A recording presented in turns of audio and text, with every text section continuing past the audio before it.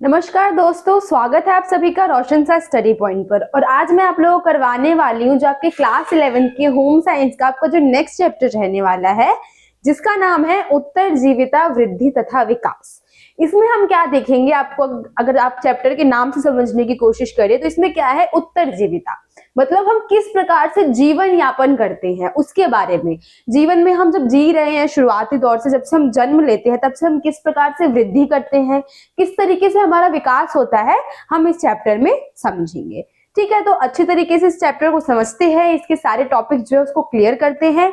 And तक इस video में जरूर बने रहिएगा और अपना फीडबैक देना मत भूलिएगा कि आपको वीडियो कैसा लगा।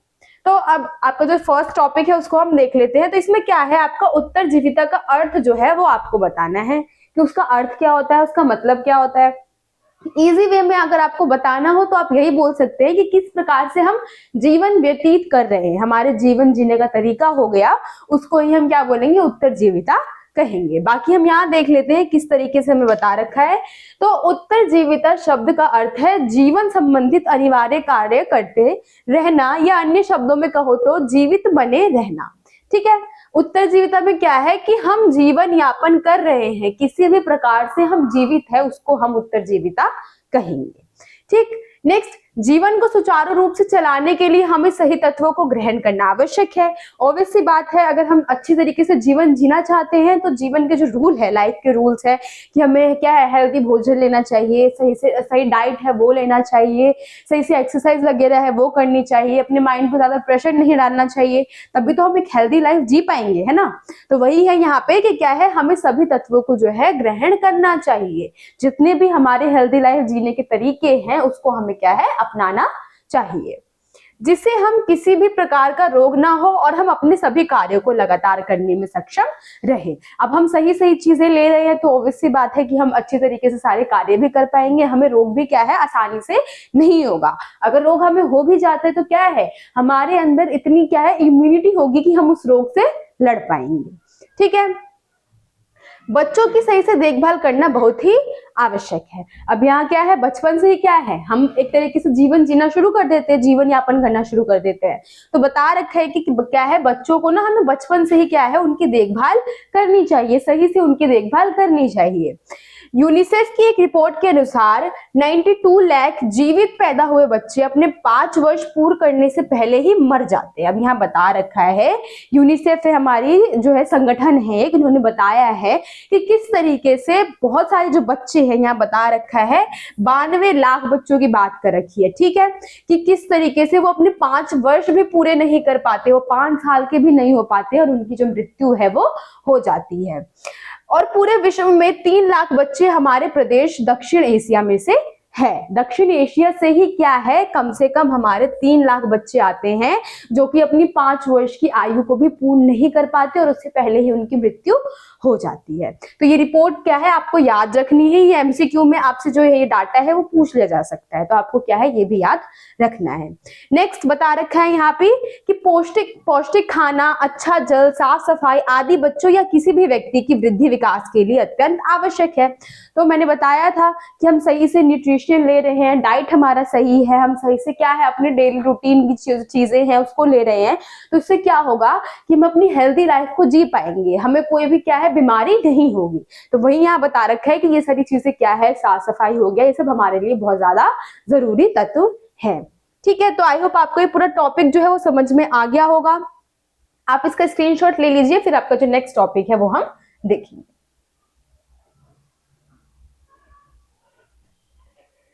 ठीक है, अब यहाँ पे आपका है वृद्धि तथा विकास। आपको बताना है वृद्धि और विकास के बारे में। वृद्धि की हम बात कर ले, विकास की बात कर ले, एक तरीके से हम बोल सकते हैं ना, जुड़े हुए आपस में, कि वृद्धि क्या है, हम वृद्धि हो रही है, हमारी आयु बढ़ रही है, ये सारी चीजें क्या है, वृद्धि में आ जाएगी। विकास हमारा मानसिक विकास हो गया, शारीरिक विकास हो गया, ये सारी चीजें हमारे विकास में आएंगी। तो हम इसको देख लेते हैं, क्या है यहाँ पे कि वृद्धि का संबंध आकार या परिमाण से है। अब वृद्धि जो है हमारी क्या है, हाइट बढ़ रही है, हमारी कुछ जो हम बोल सकते हैं ना, चीजें परिवर्तित हो रही है, चेंजेस आ रहे हैं, हमें नजर आ रहे हैं, उसको हम क्या बोलेंगे, वृद्धि बोलेंगे। ठीक है, किसी भी चीज का आकार बढ़ने को वृद्धि कहा जाता है। किसी भी चीज का आकार बढ़ रहा है उसको हम क्या बोलेंगे, वृद्धि कहेंगे। इसको मापा भी जा सकता है, जैसे किसी बच्चे का वजन नापना, लंबाई को मापना। हम वृद्धि को क्या कर सकते हैं, माप भी सकते हैं। हाइट हो गया, उसको हम माप रहे हैं, उम्र हम देख रहे हैं, ये सारी चीजें किस में आ जाएंगी, हमारी वृद्धि में आ जाएगी। वृद्धि केवल वजन या लंबाई का बढ़ना ही नहीं है, बल्कि हमारे आंतरिक अंगों का आकार भी बढ़ना है। अब देखते हैं जैसे जैसे हम बड़े होते हैं, हमारे बॉडी पार्ट्स होते हैं, उसमें बहुत सारे चेंजेस होते हैं, तो भी किस में आएगा, हमारे वृद्धि में ही आएगा। ठीक, विकास वही दूसरी तरफ विकास का सीधा संबंध गुणवत्ता से है। जैसे विभिन्न अंगों का कार्य करना विकास कहलाता है। अब हम देख रहे हैं यहाँ हाथ है, हमारे पैर है, हमारा मुंह है हमारा, तो ये क्या है, अगर ठीक तरीके से कार्य कर रहा है। कई आप ऐसे देखते हैं ना, डिसेबल बच्चे होते हैं जो पूरी तरीके से इनका यूज नहीं कर पाते हैं, तो ये भी किस में आएगा कि उस बच्चे का पूर्णतः विकास हुआ है या नहीं, कंप्लीट विकास हुआ है या नहीं हुआ है इसका, तो ये क्या है, हमारे विकास में आ जाएगा। अगर आपके सारे बॉडी पार्ट से सही से काम कर रहे हैं, इसका मतलब यही है कि आपका पूर्णतः विकास हो चुका है। ठीक है, तो वही है कि क्या है, जो भी हमारे शरीर के पार्ट से ठीक से काम कर रहे हैं या नहीं कर रहे हैं, ये भी हमारे विकास में ही आएगा। वृद्धि का संबंध केवल शारीरिक परिवर्तनों से है, जबकि विकास का बहुयामी माना जाता है। ठीक है, अब यहाँ बता रखा है कि वृद्धि हमारा क्या है कि शरीर में हमारे जो भी परिवर्तन हो रहे हैं, हमारी हाइट बढ़ रही है, बॉडी पार्ट में चेंजेस आ रहे हैं, ये सब क्या है, हमारी वृद्धि में आएगी, जिसको हम क्या कर सकते हैं, माप सकते हैं तरीके से। लेकिन अगर हम यहाँ पे किसकी बात कर ले, अपने विकास की बात कर ले, तो ये क्या है, बहुयामी है। बहुत सारे विकास होते हैं, शारीरिक विकास होते हैं, मानसिक विकास होते हैं। आपने देखा होगा कोई व्यक्ति क्या है, मानसिक रूप से ठीक नहीं होता है, तो इसका मतलब क्या है कि उसका मानसिक विकास जो है ठीक से नहीं हुआ है, इसीलिए वो पूरी तरीके से ठीक नहीं है। तो यही बता रखा है कि हमारा जो विकास है वो बहुयामी है। इसमें बहुत सारे जो हम बोल सकते हैं ना टॉपिक, क्षेत्र जो है इसके वो होते हैं। तो आई होप आपको ये जो टॉपिक है वो भी समझ में आ गया होगा। आप स्क्रीनशॉट ले लीजिए, फिर आपका जो नेक्स्ट टॉपिक है उसको हम देखेंगे।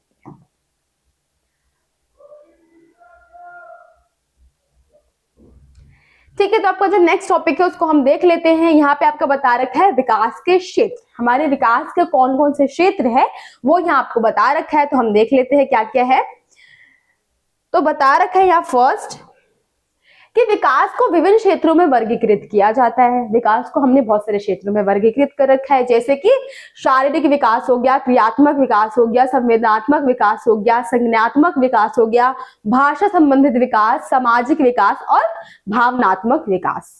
तो आपको क्या है, ये सारे विकास जो है याद कर लेने हैं। हो सकता है आपसे सीधा सीधा क्वेश्चन पूछ ले कि विकास के जो तत्व है उसको समझाइए, विकास के बारे में बताइए। तो आप अगर इन तत्वों के भी नाम लिख देंगे तो काफी क्या है, आपके लिए इजी हो जाएगा। अगर आपका पूरा क्वेश्चन आ गया ऐसे कि विकास के तत्वों के बारे में बताइए, तो आप क्या करेंगे, अगर आपने ये बस नाम भी लिख दिए हैं ना, तो आपके 1 से 2 मार्क्स क्या है, कंफर्म हो जाएंगे। तो आपको क्या है, ये नाम अच्छी तरीके से याद कर लेने हैं। बाकी तो आपकी जो डेफिनेशन है उसको हम देख लेते हैं।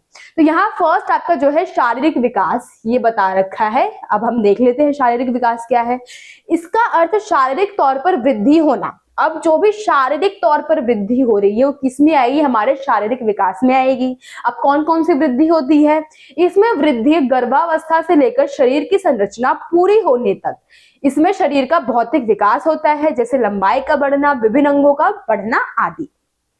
अब इसमें बता रखे हमारे शारीरिक विकास में कि गर्भावस्था में ही क्या है, अब अलग अलग पीरियड चलते हैं ना, वहां पे भी क्या बेबी रहता है ना, फर्स्ट मंथ से लेकर 9 मंथ तक जो हमारी प्रेग्नेंट लेडी होती है उनके स्टमक में होता है।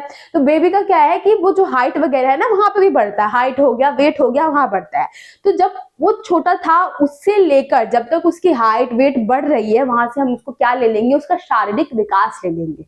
शरीर क्या है, उसका शरीर परिवर्तित हो रहा है, शरीर में विकास हो रहा है, उसकी हाइट बढ़ रही है, वेट बढ़ रहा है, तो ये सारी किस में आ जाएगी, हमारे शारीरिक विकास में आ जाएगी। ठीक है, तो ये आपका शारीरिक विकास था। अब नेक्स्ट यहाँ आपका बता रखा है क्रियात्मक विकास। अब क्रियात्मक विकास क्या है, क्रियात्मक विकास शारीरिक गतिविधियां तथा विभिन्न गतिविधियों पर नियंत्रण क्रियात्मक विकास कहलाता है। हमने जो भी गतिविधि की है, शारीरिक विकास की जो हमारी गतिविधि है या फिर कोई अन्य विकास है, उसकी जो गतिविधि होगी, मतलब अब शरीर बढ़ रहा है तो उसमें क्या है, एक प्रक्रिया चल रही है ना, बढ़ने की प्रक्रिया चल रही है, तो वो हमारा क्या कहलाएगा, क्रियात्मक विकास कहलाएगा। एक क्रिया हो रही है, चेंज हो रहा है, कोई काम हो रहा है, वहां पे परिवर्तन आ रहा है, तो उसको हम क्या बोलेंगे, क्रिया बोलेंगे। क्रिया मतलब क्या होता है, हमारा कोई भी काम जो है वो चल रहा है, उसको हम बोलते हैं क्रियात्मक क्रिया बोलते हैं। तो वही है कि क्या है यहाँ पे कोई भी शारीरिक गतिविधि में चेंजेस हो रहे हैं या कोई भी अन्य गतिविधि है उस पर चेंजेस हो रहे हैं, तो वो किस में आएगा, हमारा क्रियात्मक विकास में आएगा। अब यहाँ आपको क्रियात्मक विकास बता रखे हैं, कितने प्रकार के हैं, हमारे 2 प्रकार के हैं। क्रियात्मक विकास में भी हमारे 2 प्रकार है, उसको हम देख लेते हैं क्या क्या है। तो फर्स्ट यहाँ बता रखा है आपको स्थूल क्रियात्मक विकास। अब इसमें क्या है, स्थूल क्रियात्मक विकास का अर्थ है शरीर की बड़ी मांसपेशियों की गतिविधियों से जुड़ा।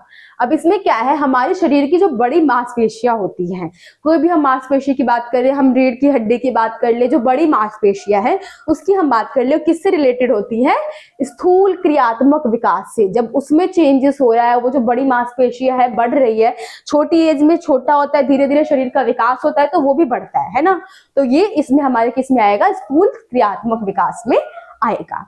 फिर सूक्ष्म क्रियात्मक विकास है, तो इसमें क्या है, मांसपेशियों का प्रयोग किया सूक्ष्म क्रियात्मक विकास में शरीर की छोटी, इसमें थोड़ी मिस प्रिंटिंग है तो आपको ध्यान रखना है। इसमें क्या है, हमारे शरीर की जो भी छोटी मांसपेशियां है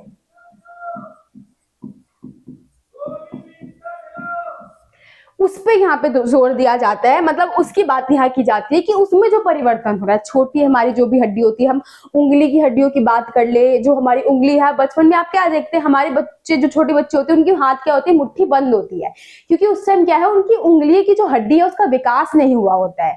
लेकिन धीरे धीरे क्या होता है, समय के साथ उनके हाथ क्या है, पूरी तरीके से खुलने लग जाते हैं। इसका मतलब क्या है कि उसके हाथ का विकास पूरा हो चुका है। तो ये सारे जो छोटे सूक्ष्म जो विकास होंगे वो किसमें आएंगे, सूक्ष्म मांसपेशियों के, वो सारे हमारे सूक्ष्म क्रियात्मक विकास में आएंगे। आपको नाम याद रखना है, स्थूल यहाँ पे मतलब बड़ी, जो भी हमारी बड़ी मांसपेशियां है उसकी बात की जा रही है, और सूक्ष्म आपको पता ही है जो हमारे छोटे होते हैं उसको हम सूक्ष्म बोलते हैं।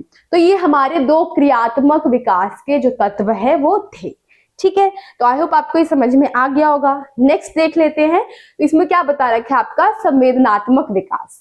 अब ये नेक्स्ट आपका जो विकास है ये है संवेदनात्मक विकास। अब इसमें क्या है कि संवेदनात्मक विकास का अर्थ है हमारे ज्ञान इंद्रियों का विकास, जैसे कि सूंघना, देखना, सुनना, स्पर्श करना, स्वाद आदि।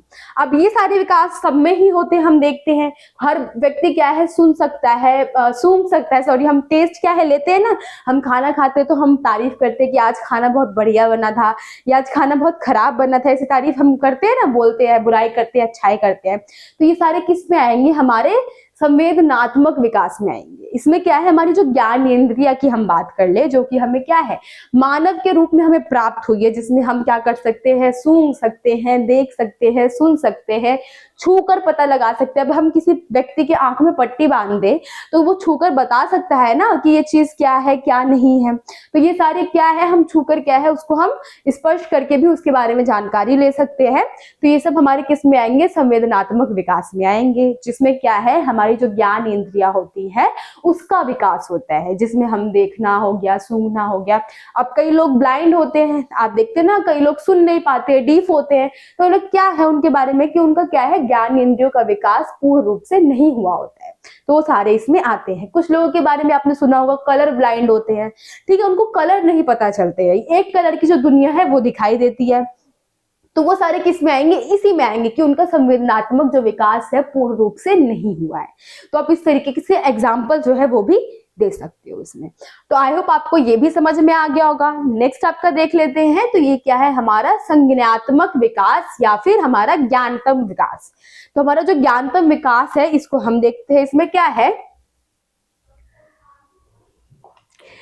तो संज्ञानात्मक विकास का अर्थ है बच्चे की सोचने समझने की क्षमता। अब छोटा बच्चा है वो किस प्रकार से सोचता है, समझता है, वो क्षमता है, जो भी उसकी पावर है सोचने समझने की, वो किस में आ जाएगी, हमारे ज्ञानतम विकास में आ जाएगी। हम ज्ञान देख रहे हैं ना, क्षमता, अब छोटे बच्चे है तो उसकी क्षमता क्या होगी, ज्ञान की क्षमता छोटे बच्चों की जैसी होगी, लेकिन धीरे धीरे परिवर्तन आएगा, बड़ा आएगा, तो चीजों के बारे में सोचना चालू कर देगा कि है ऐसा तो ऐसा क्यों है, किस लिए है, किस कारण से है, ऐसे ऐसे प्रश्न क्या है धीरे धीरे उठने लग जाते हैं। लेकिन जो छोटे बच्चे होते हैं उनके मन में तो ऐसा कुछ नहीं होता, हम कोई भी बात उनको बोल देते हैं वो तुरंत मान लेते हैं जो छोटे बच्चे होते हैं। तो ऐसे क्या है धीरे धीरे परिवर्तन होता है। तो ये जो परिवर्तन होगा सोचने समझने की क्षमता में, वो किस में आएगा हमारा, या तो संज्ञानात्मक विकास में या फिर ज्ञानात्मक विकास में। ठीक है, तो आपको ये क्या है याद रखना है। अब आयु बढ़ने के साथ साथ संज्ञानात्मक विकास में व्यक्ति के सोचने समझने विचार करने में भी अंतर आता है। अब आयु बढ़ जाती है धीरे धीरे, छोटे में तो हमने बच्चों को कुछ भी पढ़ा दिया, उसने समझ लिया, सुन लिया और मान लिया। लेकिन धीरे धीरे क्या है, जब उस चीज को खुद से जुड़ाव महसूस करने लग जाता है, जोड़ने लग जाता है, तो प्रश्न भी उठने लग जाता है कि ऐसा क्यों है, किस लिए है, किस कारण से है, क्यों हो रहा है, कि कब होगा, ऐसे ऐसे क्या है प्रश्न जो है उठने लग जाते हैं। तर्क वितर्क होने लग जाता है, बच्चा क्या करता है अपने जो पॉइंट ऑफ व्यू है वो सामने रखने लग जाता है। ठीक है, तो ये हमारे किस में आएंगे, सारे ज्ञानात्मक विकास में आएंगे। तो आई होप आपको ये पॉइंट भी समझ में आ गया होगा। अब आपका जो नेक्स्ट पॉइंट है उसको हम देख लेते हैं। तो यहाँ क्या आ गया है आपका, भाषा संबंधित विकास। अब हम भाषा संबंधित विकास देख लेते हैं। इसमें क्या है कि भाषा संबंधित विकास का अर्थ है भाषा का विकास होना। जन्म के समय बच्चा रोकर आवाज निकालता है। ठीक, अब ये भाषा का विकास क्या है, हम बचपन से ही देख रहे हैं, जब बच्चे का क्या हुआ, जन्म हुआ है तभी से देख रहे हैं। तो बच्चा क्या कर रहा है, रोकर ही आवाज निकाल रहा है। अगर उसको भूख लगती है तो रोने लग जाता है, पेट दर्द होती है तो रोने लग जाता है। बच्चा तो उस टाइम बोल नहीं सकता है, तो वही है कि रोकर क्या करता है, वो आवाज निकालता है और बुलाता है कि मुझे मतलब इस चीज की प्रॉब्लम हो रही है, इसको सॉल्व करो। अब धीरे धीरे आयु बढ़ने के साथ उसकी भाषा का भी विकास होता है, वह कई नई भाषाएं भी सीख लेता है। अब क्या है, अब धीरे धीरे बढ़ेगा, आयु बढ़ेगी तो ऑब्वियस सी बात है जब उसका विकास होगा, उसकी ज्ञानेंद्रियों का विकास होगा, तब उसकी भाषा का विकास भी होगा। जैसे मैंने बताया बहुत सारे बच्चे क्या है ब्लाइंड हो जाते हैं या बोल नहीं पाते हैं, डीफ रह जाते हैं, तो क्या है उनके ज्ञानेंद्रियों का पूरा विकास नहीं होता है। तो ये भी क्या है, भाषा का विकास तभी होगा जब उनके ज्ञानेंद्रियों का विकास हो पाएगा। ठीक है, तो आई होप आपको ये पॉइंट भी समझ में आ गया होगा। अब जो आपका नेक्स्ट लास्ट जो आपका विकास रह गया उसको हम देख लेते हैं। क्या है यहाँ पे, भावनात्मक विकास, भावों का विकास। क्या है, ये हमारी भावनाओं से जुड़ा होता है, जिसमें हंसना, रोना, गुस्सा आदि इसमें शामिल होते हैं। अभी क्या है, भाव प्रकट हो रहे हैं, कुछ चीजें हमें बुरी लगती है तो हम मुंह बना लेते हैं, कुछ चीज अच्छी लगती है तो हम प्रसन्न हो जाते हैं, खुश हो जाते हैं। तो ये हमारे किस में आ जाएंगे, भावों में आ जाएंगे। तो समय के साथ क्या है, भावनात्मक विकास भी होती है। छोटे बच्चों में ही देख लेते हैं, अगर उसको कोई खिलौना चाहिए होता है, नहीं देते तो जिद पे अड़ जाता है, फिर रोना चालू कर देता है। तो क्या है, उसके भावों में क्या है, चेंजेस आते हैं। अगर वो सामान लाके दोगे तो तुरंत खुश हो जाएगा और मना कर दोगे तुरंत रोने लग जाएगा। तो ये सारे हमारे भावनात्मक विकास में आएंगे। ठीक है, तो ये सारे आपके विकास के तत्व थे। आई होप आपको सभी समझ में आ गए होंगे। अगर आपको स्क्रीनशॉट लेना है तो मैं ये ऊपर कर देती हूँ, आप स्क्रीनशॉट ले लीजिएगा।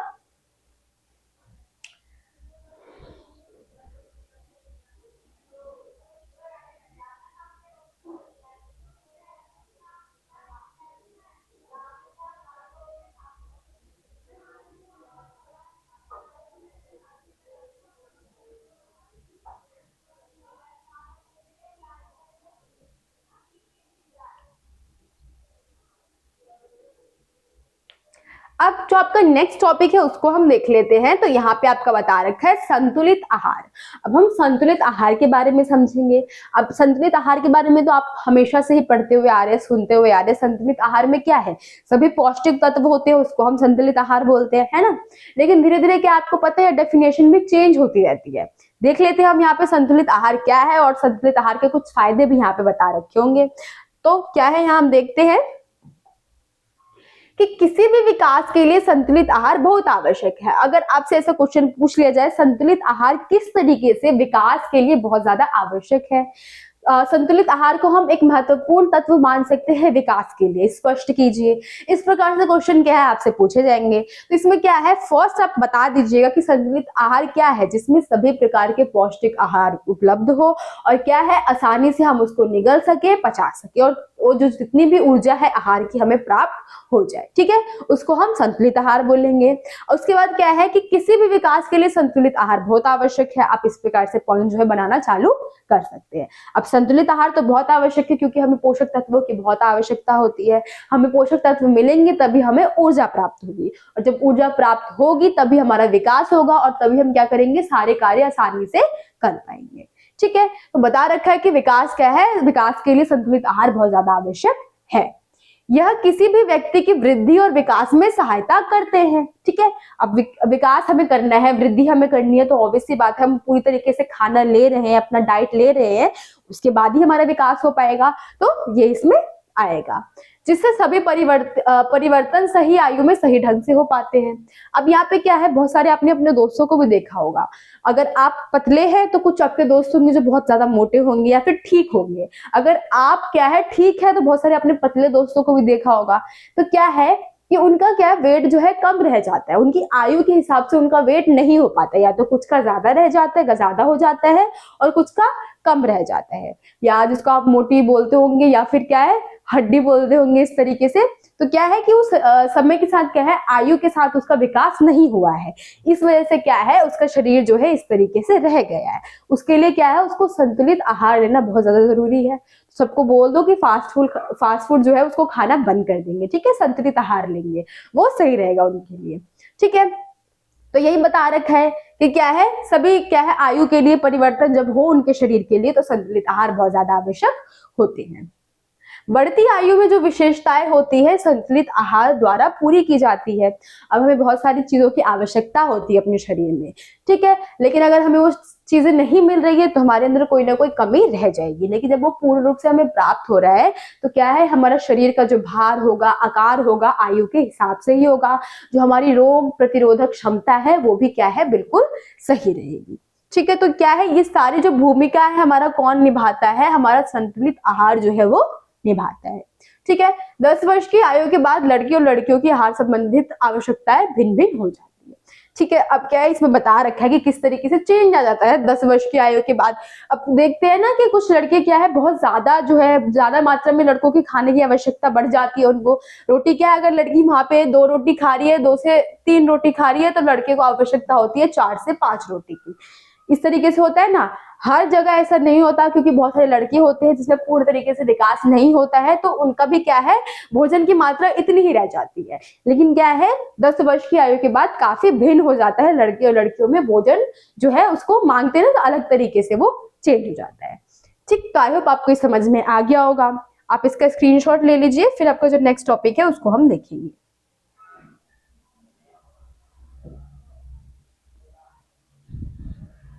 तो यहाँ आपका जो नेक्स्ट टॉपिक है ये भारत आयुर्विज्ञान अनुसंधान परिषद, इसको आप नाम याद कर लीजिएगा। इसका शॉर्ट फॉर्म है ICMR। क्या है, भारत आयुर्विज्ञान अनुसंधान परिषद। इसमें क्या है, इसके अनुसार बाल्यावस्था के वर्षों को विभिन्न चरणों में वर्गीकृत किया गया है। अब हमारा जो भारतीय आयुर्विज्ञान अनुसंधान परिषद है, इसके द्वारा क्या है, हमने क्या कर रखा है, हमारी जो बाल्यावस्था है उसको हमने कितने वर्गों में बांट रखा है, वो यहाँ पे आपको बता रखा है। हमने 4 चरणों में उसको 3 चरणों में हमने उसको बांट रखा है। क्या क्या है, शैशवावस्था है, पूर्व विद्यालय अवस्था है, और फिर विद्यालय वर्ष है। आपने ये सारी चीजें क्या है पहले से पढ़ रखा होगा, आपको पता होगा इसके बारे में। इसमें क्या है, शैशवावस्था जो कि हमारा जन्म से लेकर 6 माह तक होता है, और साथ ही में क्या है 6 माह से 12 माह तक भी होता है। ये हमारी क्या है, शैशवावस्था होती है। ये छोटी एज, मतलब हम बोलते हैं ना, छोटे बच्चे जो होते हैं उस टाइम गोदी में ही लेने वाले होते हैं, उस एज को हम क्या बोलेंगे, अपना शैशवकाल या शैशवावस्था बोलेंगे। फिर ये है विद्यालय पूर्व विद्यालय वर्ष। इसमें क्या है, वो बच्चे हम बोलते हैं ना किंडरगार्टन जो होता है वहां जाना चालू कर देते हैं। बहुत छोटे छोटे जो बच्चे होते हैं दोस्तों से मिलना जुलना चालू कर देते हैं, ठीक। तो वो हमारी विद्यालय पूर्व अवस्था आएगी। इसमें क्या है, या फिर हम ये बोल सकते हैं जब बच्चे की क्या है उसकी आयु होती है विद्यालय जाने वाली नहीं होती है, उसको हम विद्यालय पूर्व अवस्था बोलेंगे। इसमें क्या है, वर्ष 1 से 3 वर्ष तथा 4 से 6 वर्ष, ठीक। ये हमारी किस में आएगी, पूर्व विद्यालय वर्ष में आएगी। फिर विद्यालय वर्ष की बात कर लिया, यहाँ से क्या है कि बच्चे क्या है विद्यालय जाना चालू कर देते हैं, ऑफिशियल विद्यालय जो होता है वहां जाना चालू कर देते हैं। वो हमारी आयु कौन कौन सी है, 7 से लेकर है 9 वर्ष और 10 से 12 वर्ष। तो आपको क्या है ये याद रखना है अच्छी तरीके से, हो सकता है आपसे ये पूछ लिया जाए। अब नेक्स्ट हम देख लेते हैं, आप इसका स्क्रीनशॉट ले लीजिए।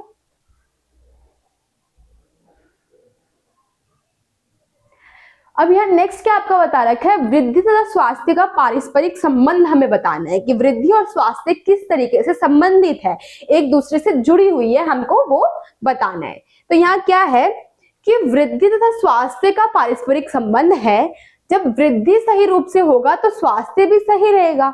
ऑब्वियस सी बात है, अगर हम ठीक से संतुलित आहार ले रहे हैं, हमारे शरीर की जो वृद्धि है, माप है, भार है सही से बढ़ रहा है, तो ऑब्वियस सी बात है हमारा स्वास्थ्य भी ठीक रहेगा। क्योंकि अगर रोग होगा भी, रोग तो वैसे जरूरी नहीं कि मतलब रोग इतना होता नहीं है, जब हमारा क्या है स्वास्थ्य ठीक है, हम पूर्ण रूप से हमारे शरीर की वृद्धि हो रही है, तो रोग होने के बहुत कम चांसेस होते हैं। लेकिन अगर रोग हो भी जाता है तो क्या है हम उससे आसानी से लड़ पाते हैं, जब क्या है हमारा वृद्धि सही तरीके से होता है तब।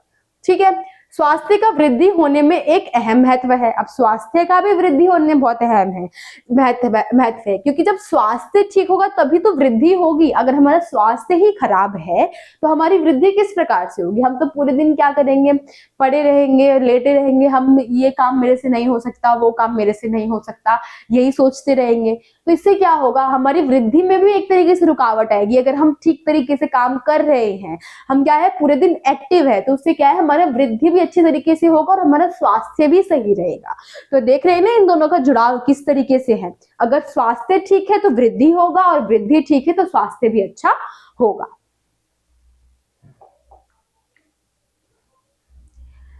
अब बता रखा है, जैसे एक शिशु के लिए स्तनपान की व्यवस्था करना, सुरक्षित स्वच्छ वातावरण देना, उसके स्वास्थ्य के लिए पौष्टिक भोजन देना आदि। बचपन से जब हम इस चीजों को देख रहे हैं कि बच्चा क्या है जब छोटा है तो उसको सही से स्तनपान करवाना, ठीक है, उसकी फीडिंग क्या है ठीक तरीके से करना, साथ ही में उसका सुरक्षित वातावरण, उसका जो आसपास का वातावरण है साफ हो, स्वच्छ हो, सुरक्षित हो, उसके लिए ये सारी चीजें प्रोवाइड करवाना। ठीक है, और उसके स्वास्थ्य के लिए पौष्टिक भोजन देना। जब आयु धीरे धीरे बढ़ रही है तो उसके पोषण के लिए क्या कर रहे हैं हम, पौष्टिक भोजन आहार जो है वो देंगे। इससे क्या होगा, हमारा जो स्वास्थ्य है वो भी ठीक रहेगा और हमारी जो वृद्धि है वो भी अच्छी तरीके से होगी। तो यही आपका स्वास्थ्य और वृद्धि का क्या है, पारस्परिक संबंध था। आई होप आपको ये समझ में आ गया होगा। आप स्क्रीनशॉट ले लीजिए, फिर आपका जो नेक्स्ट टॉपिक है उसको हम देखेंगे।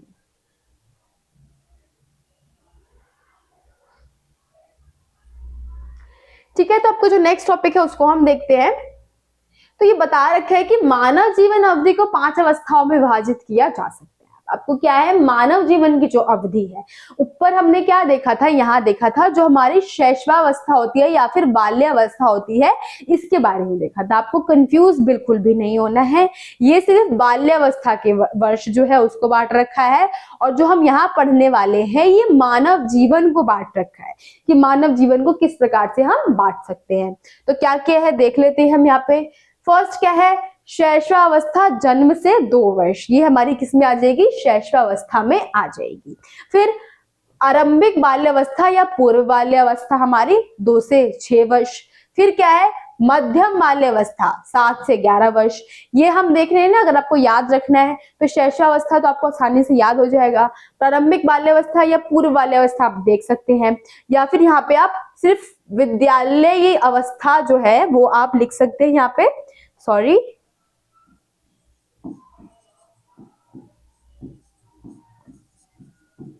अगर आपको इस तरीके से याद ना हो तो आप क्या है मध्यम बाल्यावस्था की जगह विद्यालय अवस्था भी लिख सकते हैं। लेकिन जरूरी क्या है, आपको यहाँ पे जो एज है वो याद रखनी है, ये एज जो है आपको याद रखनी होगी। ये हमारी क्या है, वर्ष जो है 7 से 11 वर्ष तक है। उसके बाद हमारी किशोरावस्था है। किशोरावस्था आप जानते हैं, ठीक है, ये क्यों कौन सी हमारी 11 से 18 वर्ष। बहुत सारे चेंजेस हमें देखने को मिलते हैं, बहुत सारे परिवर्तन होते हैं हमारे शरीर में, किस एज में, किशोरावस्था की एज में। फिर ये है वयस्क अवस्था। अब ये क्या है, 18 वर्ष भी हो सकती है और उससे अधिक भी हो सकती है। जब हम वयस्क हो जाते हैं, जिम्मेदारी क्या है हमारे ऊपर आना चालू हो जाती है। वो किस में आ जाएगी, 18 वर्ष या फिर उससे ज्यादा में हम क्या हो जाएंगे, वयस्क की जो गिनती होती है उसमें हम आ जाएंगे। बहुत सारे बच्चे जो 12th में होंगे, 11th में होंगे, वो आ भी चुके होंगे, है ना। तो आपको क्या है, ये याद रखना है ये सारी चीजें जो है। अब नेक्स्ट आपका जो टॉपिक है उसको हम देख लेते हैं। उससे पहले अगर आप स्क्रीनशॉट लेना चाहते हैं तो ले लीजिए।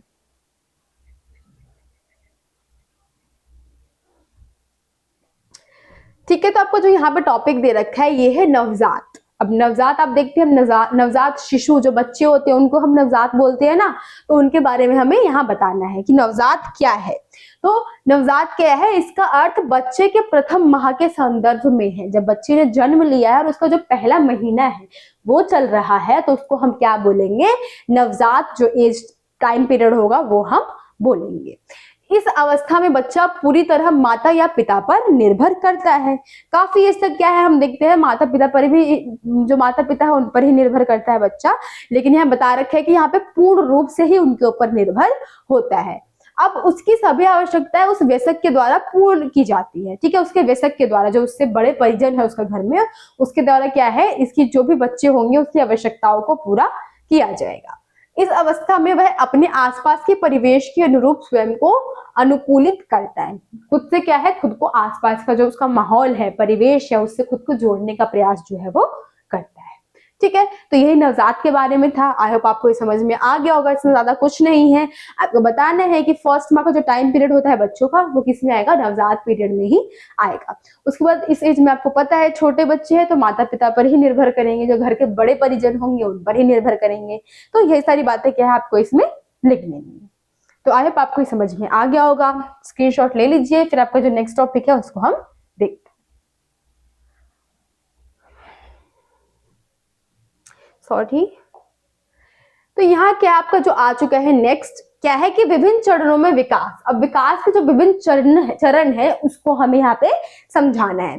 तो मानव अवधि की प्रथम 4 अवस्थाओं में विकास किस प्रकार से होता है। अब मानव जो हमारा अवधि है, मानव जीवन की अवधि है, उसमें हम 4 अवस्थाओं को देखेंगे और उसमें किस प्रकार से विकास होता है हम उसको देखेंगे। तो यहाँ बता रखा है शैशव, आरंभिक बाल्यावस्था और मध्य बाल्यावस्था। हम इसमें देखेंगे किस तरीके से विकास होता है। तो इसकी मैं बात कर लूं तो इसमें क्या है, सॉरी, कि इसमें क्या है, हम देखते हैं बच्चा क्या है, जन्म से लेकर हमारी जो हम बोल रहे हैं मध्यम बाल्यावस्था, जो हमने ऊपर देख लिया, इसकी मैं टाइमिंग जो है आपको बता देती हूँ, एज जो है। तो इसकी हम बात कर रहे थे जन्म से लेकर 2 वर्ष की। फिर इसके बाद हमने बात की मध्यम बाल्यावस्था की, तो ये हो जाता है 7 से 11 वर्ष की। और इसकी हम बात कर ले तो ये हमारा कहाँ से आ जाएगा, 3 से लेकर 6 वर्ष की बाल्यावस्था आ जाएगी। ठीक है, तो इसमें क्या है, बहुत सारे हम देखते हैं लाइफ कैसे चलती है, इसकी अवधि कैसे चल रही है। जन्म के टाइम पे क्या होता है, बच्चे अपने माता पिता पर निर्भर करते हैं पूर्ण रूप से। फिर उसके बाद क्या है, जब उनकी एज धीरे धीरे बढ़ती है तो क्या है, वो विद्यालय पूर्व जो हम बोलते हैं शिक्षा लेने के लिए उनके माता पिता क्या है, किंडरगार्टन वगैरह होते हैं, क्रेच वगैरह होते हैं, वहां पे भेजते हैं उनको। और वहां से क्या है, वो क्या है, लोगों से मिलना जुलना चालू कर देते हैं, थोड़ा बहुत मैनर जो होता है, बिहेव जो होता है वो करना सीख जाते हैं।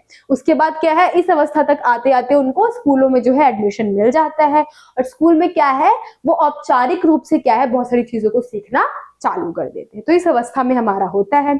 किशोरावस्था की बात हम कर ले तो इसमें हमने बहुत सारे चेंजेस देखे होंगे, बहुत सारे चेंजेस होते हैं बच्चों में जो हमारे होते हैं, बहुत सारे शारीरिक परिवर्तन होते हैं, भावनात्मक परिवर्तन होते हैं, मानसिक परिवर्तन होते हैं। कभी कभी ऐसा कंफ्यूजन ही होता है कि ये चीज जो मेरे साथ हो रही है क्यों हो रही है।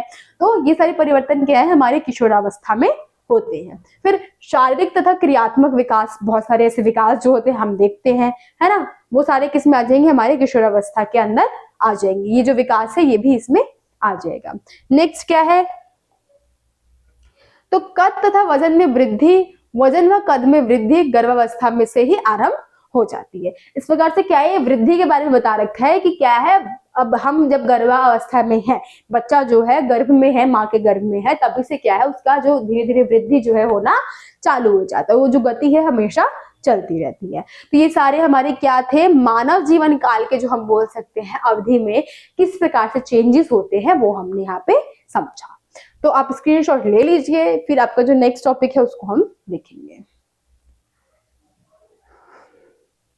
यहाँ पे हम देख लेते हैं क्या है, ये इंपॉर्टेंट है कि बता रखा है कि किस तरीके से जो बच्चा है उसके हम बोलते हैं भार में या लंबाई में किस प्रकार से परिवर्तन होता है, वो बता रखा है कि जन्म के समय बच्चे की लंबाई 20 इंच व वजन क्या है लगभग 2.5 से 3 किलोग्राम तक होना चाहिए, 3 किलोग्राम तक होना चाहिए। शिशु का वजन जब 6 महीने का हो जाए तो इससे बिल्कुल क्या है दुगना हो जाना चाहिए। ठीक है, तो ये क्या है आपको याद रखना है। अब हम नेक्स्ट देख लेते हैं। तो यहाँ बता रखे हैं आपके विकास के बारे में, जो आपका सॉरी ये क्या है, ये दोबारा यहाँ पे आ चुका है, इसको आप स्किप कर दीजिए। जो हमने विकास ऊपर पढ़ा था, जो क्रियात्मक विकास, भावनात्मक विकास था, ये सारी चीजें, तो आपको क्या है ये पॉइंट्स जो है वो छोड़ देने हैं। अब यहाँ पे क्या आ गया, नेक्स्ट जो आपका टॉपिक है वो है भाई बहन तथा मित्र मंडली के साथ संबंध। अब भाई बहन जो है हमारी, और जो हमारी मित्र मंडली है उसका संबंध जो है, हम बच्चे की बात कर लेते हैं, उस पर किस प्रकार से असर पड़ता है वो हम देखेंगे यहाँ पे। तो क्या है कि भाई बहनों की बहुत सी अहम भूमिका होती है। कई परिवार में बड़े भाई बहन होते हैं जो बच्चों की देखभाल करने में अहम भूमिका निभाते हैं। कई बार जो माता पिता है काम करने जाते हैं तो भाई बहन ही छोटे शिशु की देखभाल करनी होती है, उनको ही उनकी सभी जरूरतों को पूर्ण करना होता है। ठीक है, फिर भाई बहन की शिशु के साथ मित्रता पूर्ण व्यवहार करते हैं, उसके साथ खेलते हैं, उसकी सभी जरूरतों को पूरा करते हैं। तो यहाँ बता रखा है कि किस प्रकार से जो भाई बहन है एक बहुत ही इंपॉर्टेंट रोल निभाते हैं। अगर कोई बेबी उनके घर में है तो, अगर बड़े भाई बहन है तो, कि किस प्रकार से अगर माता पिता उपस्थित नहीं है तो उस समय क्या होगा, बड़े भाई बहन को ही भूमिका निभानी होगी। किसकी? वयस्क की भूमिका निभानी होगी। वो क्या करेंगे, बच्चों को क्या उनकी जितनी भी जरूरतों की चीज होगी उनको जानेंगे, पूछेंगे, देखेंगे, उसके साथ क्या करेंगे, मित्रतापूर्ण व्यवहार करेंगे, उसके साथ खेलेंगे, वो रोएगा तो उसको चुप कराने का प्रयास करेंगे। तो एक तरीके से क्या है कि जो भाई बहन है उनकी बहुत अच्छी भूमिका होती है, बहुत ज्यादा अहम भूमिका होती है बच्चे के जीवन में। ठीक है, तो आई होप आपको ये भी टॉपिक समझ में आ गया होगा। आप स्क्रीनशॉट ले लीजिए।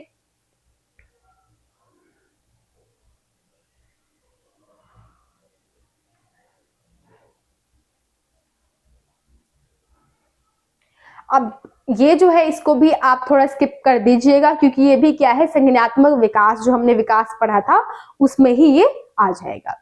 ठीक है, नेक्स्ट हम देख लेते हैं।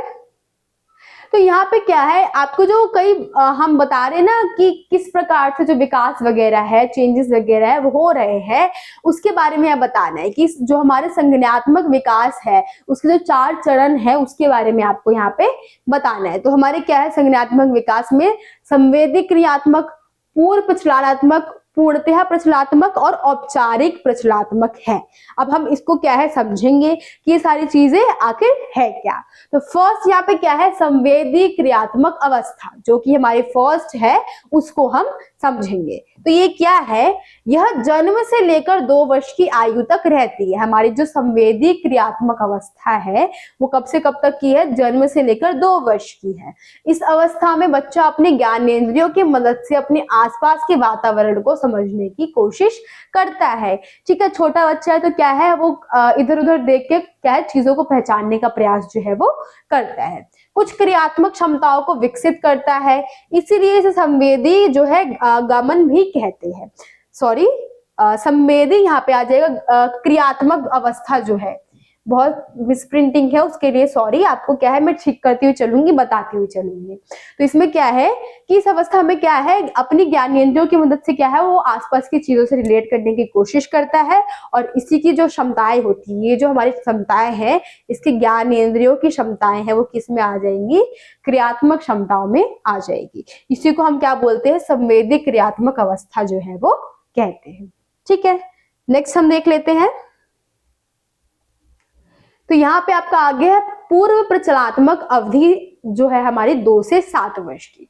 इसमें क्या है कि इस अवधि के दौरान बच्चा प्रारंभिक संकल्पना विकसित करना शुरू कर देता है।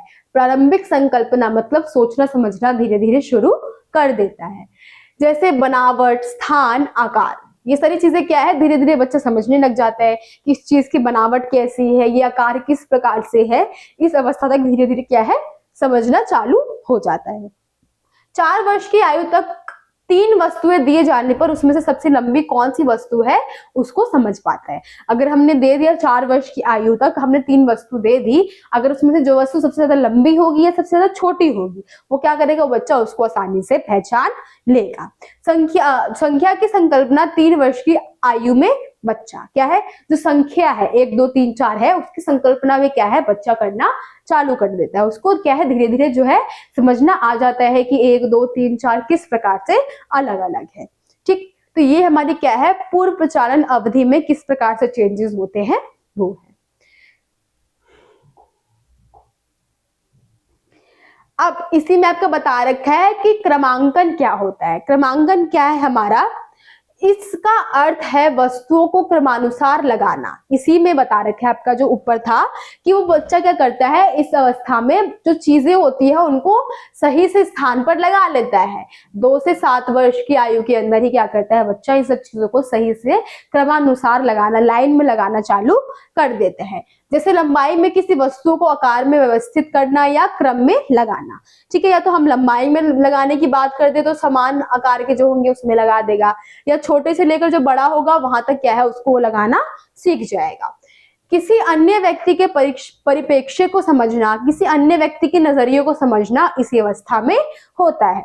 यदि आप किसी वस्तु स्थान पर छुपाते हैं तो बच्चा उस वस्तुओं को वहां ढूंढना चालू कर देता है। मतलब धीरे धीरे क्या है, बच्चे की जो सोचने समझने की क्षमता होती है वो बढ़ना चालू हो जाती है। ठीक है, अब जो आपको यहाँ आपने थर्ड पढ़ा था ना, पूर्णतः प्रचलनात्मक, अब ये क्या है, इसी को यहाँ पे जो उसका दूसरा नाम है उसमें बता रखा है ठोस प्रचलनात्मक अवस्था। ये हमारी कौन सी है, 7 से लेकर 11 वर्ष। इसमें क्या है, यह मध्यम बाल्य अवस्था भी कहलाती है। अब देखा हमने ऊपर जो पढ़ा था शैशवावस्था था, पूर्व विद्यालय अवस्था था, और अब हमने क्या देख लिया यहाँ पे, मध्यम बाल्य अवस्था को देख लिया। ये क्या है, 7 से 11 वर्ष की हमारी मध्यम बाल्य अवस्था है। इस अवस्था में एक ही समय में विभिन्न आयामों में ध्यान केंद्रित करता है। बच्चा क्या करने लग जाता है, एक ही समय में अलग अलग फील्ड के बारे में सोचना चालू कर देता है। जैसे आप देखते हैं ना, जब छोटे बच्चे होते हैं तो कि मैं ये भी कर सकता हूँ, मैं वो भी कर सकता हूँ, मुझे क्रिकेट खेलना भी पसंद है, मैं कैरम भी खेल सकता हूँ। ऐसी ऐसी क्या है, उनके अंदर बातें जो है उत्पन्न होने लग जाती है। वह समस्या को विभिन्न पहलुओं द्वारा सोचता है। अब कोई भी समस्या उसके सामने आई है तो वो अलग अलग क्या है, बातों को सोचना चालू कर देता है कि मैं इसका हल किस प्रकार से निकाल सकता हूँ। जैसे एक गिलास में जल डालने के पीछे वह तर्क वितर्क करता है कि हम गिलास में जल क्यों डालते हैं, किस लिए डालते हैं, हम गिलास से ही पानी क्यों पीते हैं। ऐसे ऐसे क्वेश्चन क्या है बच्चों के अंदर आना चालू हो जाते हैं। इस अवस्था में बच्चे स्वयं केंद्रित होते हैं। अब इस अवस्था में क्या होता है, बच्चे स्वयं पर केंद्रित होते हैं, स्वयं के बारे में कि मैं ये कर रहा हूँ, मैं ये कर सकता हूँ, मैं ऐसा कर सकता हूँ। ये सारी बातें क्या है बच्चे के मन में आना चालू हो जाती है। ठीक है, तो आई होप आपको ये भी समझ में आ गया होगा। अब जो आपका लास्ट जो है इसमें वो हम देख लेते हैं। तो ये क्या है आपका औपचारिक प्रचलनात्मक अवस्था। और इसमें हम देख लेते हैं ये क्या है हमारी 11 से लेकर 18 वर्ष, इसको हम किशोरावस्था भी बोल सकते हैं। इसमें क्या है, इस अवस्था में हम किशोर बन जाते हैं, चीजों को और अच्छी तरीके से समझने लगते हैं।